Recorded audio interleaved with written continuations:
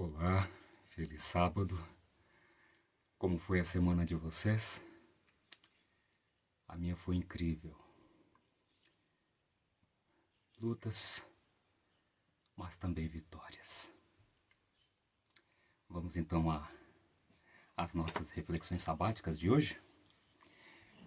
Evangelho de João, capítulo 8, versos do 1 ao 11. A mulher adúltera. Porém, Jesus foi para o Monte das Oliveiras e pela manhã cedo voltou para o templo e todo o povo vinha ter com ele e, assentando-se, os ensinava. A gente vê que o poder e a autoridade de Cristo quanto aos seus ensinos tinha uma fonte, a oração. A oração em secreto, a oração particular. A oração era o segredo. A oração é o segredo. Quando a guerra começa, o guerreiro se ajoelha. Estão entendendo? O povo vinha ter com ele. Porque, de alguma forma, o povo via essência espiritual nos seus ensinos. Os ensinos de Cristo não eram fantasiosos, né? Não eram show, né? Não era um entretenimento, era algo profundo, né? Edificante, algo que trazia significado em si e dava substância, ampliava a visão, fazia com que aqueles que ouviam compreendessem melhor a vida, as coisas da vida e como viver a vida. O verso 3: E os escribas e fariseus trouxeram-lhe uma mulher apanhada em adultério. E pondo-a no meio, disseram-lhe: Mestre, esta mulher foi apanhada no próprio ato adulterando. E na lei nos mandou Moisés que as tais sejam apedrejadas. Tu, pois, que dizes? Os escribas e fariseus eram os doutos, eram as personagens de destaque naquela teocracia. Apesar de o poder dominante estar na mão do imperador de Roma, o povo de Israel continuava mantendo as suas próprias leis. E então pegaram aquela mulher no próprio ato, como descreve-se aqui, né? Em adultério, e a trouxeram diante de Jesus. Não a trouxeram para fazer-se justiça, mas sim para testar a Cristo, como nós veremos adiante.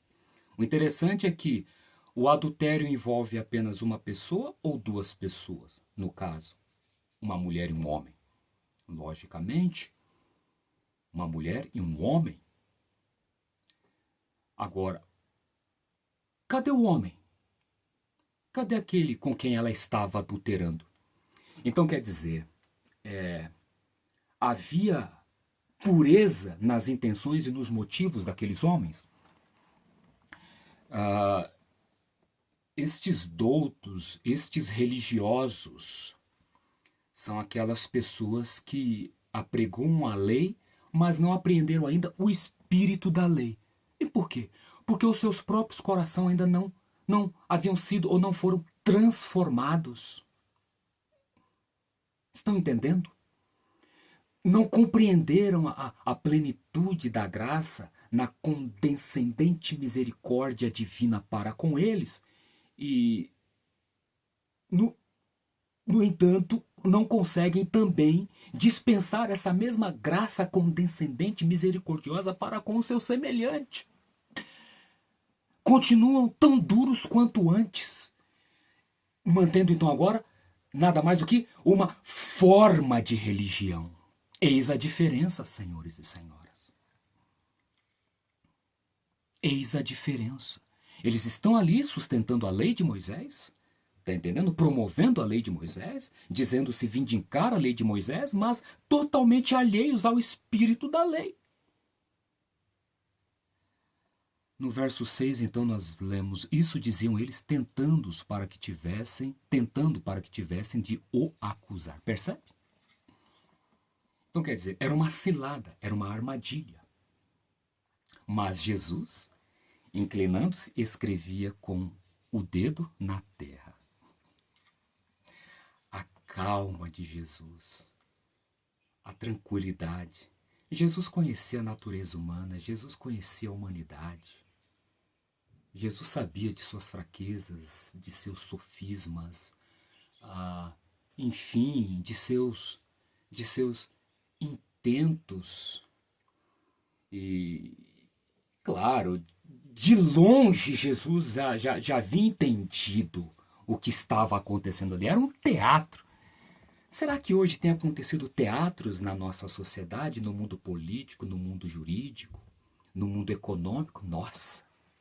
Demais, não? Os homens, os doutos, né? Fazendo as coisas parecer aquilo que não são, e a sociedade, de modo geral, como um gado, desatenta, vai se submetendo, vai aceitando, enfim, vai validando. E sabe, há homens despertos que estão percebendo e começam então a expor. Compreende?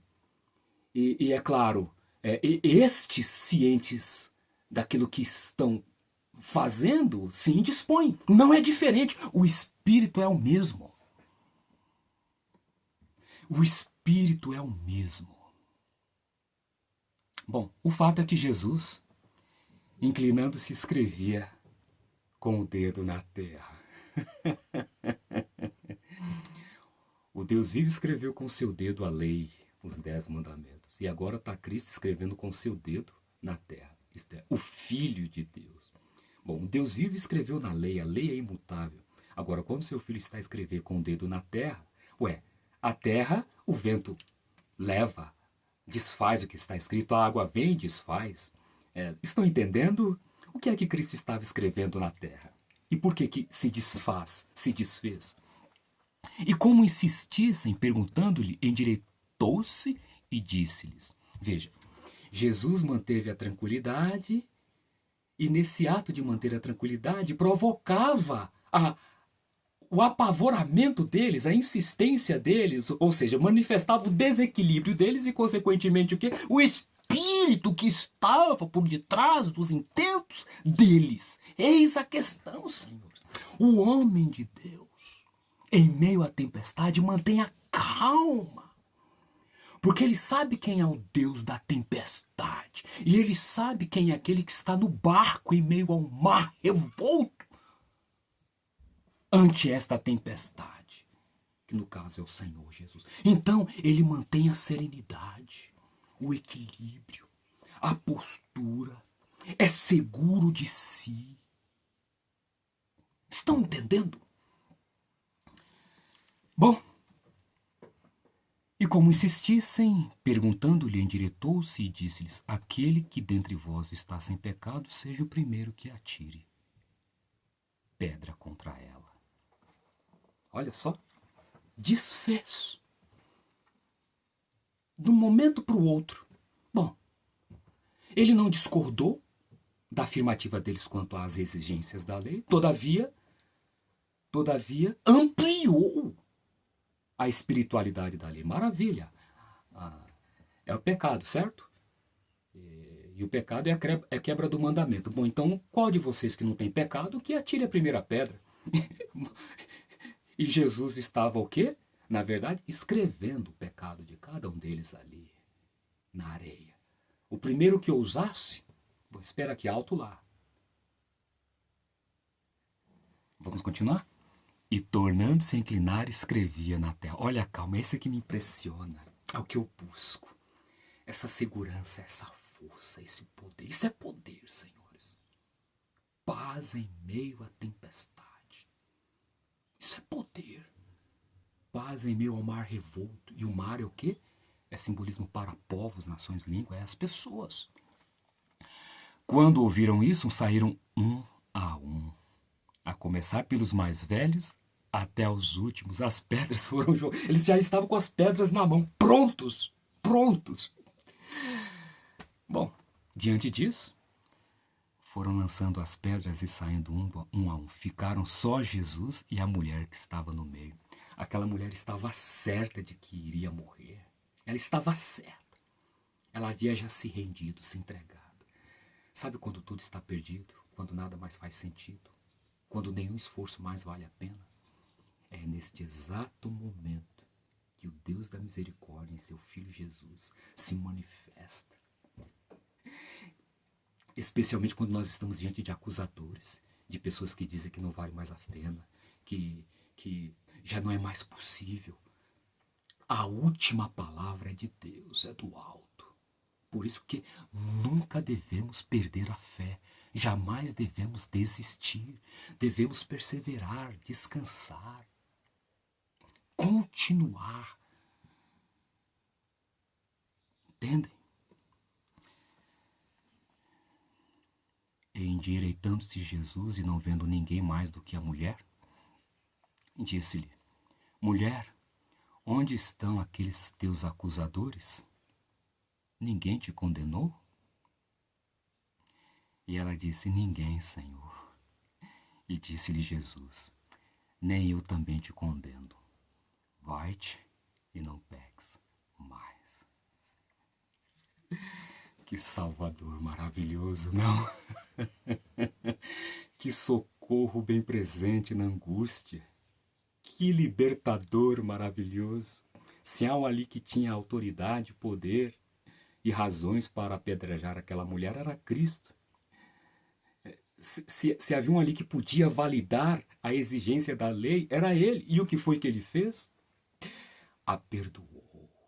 Estão entendendo, meus irmãos e minhas irmãs? Você que é líder, você que se coloca diante do povo, você que se põe como juiz, que de repente age como acusador, no seu zelo, né, de preservar a lei, né, as regras, né?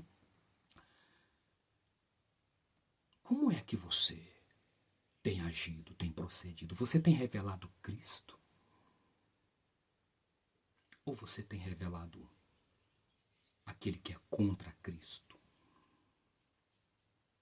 Hã?